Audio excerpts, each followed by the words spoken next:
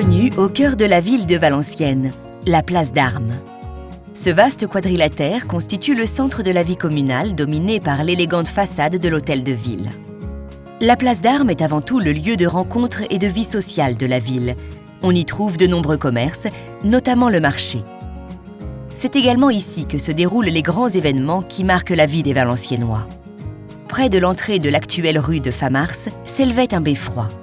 Ce bâtiment de 58 mètres de hauteur, symbole des villes du Nord, a dominé la place pendant plus de 6 siècles, entre 1237 et 1843, date de son effondrement.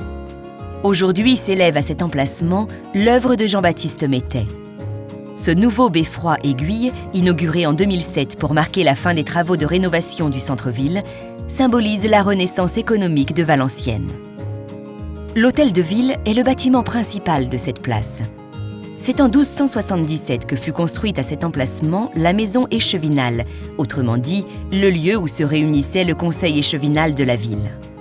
En 1846, on décide d'installer un campanile muni d'un cadran et d'une cloche qui permettront d'indiquer l'heure en remplacement du beffroi qui s'est effondré.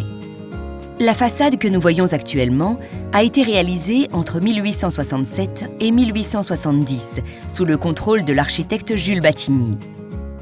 C'est à ce moment que prit place sur le fronton la figure exécutée par Jean-Baptiste Carpeaux, Valenciennes défendant ses remparts, entourée des statues de la Ronnelle et de Lescaut, œuvre du statuaire Henri Lemaire, connu pour avoir réalisé le monument Froissart.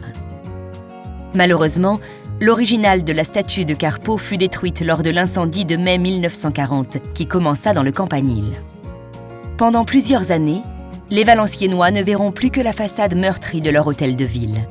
Cependant, en même temps que sera reconstruit de manière moderne le reste du bâtiment, cette façade sera conservée et inaugurée le 26 septembre 1959 par le général de Gaulle, alors président de la République.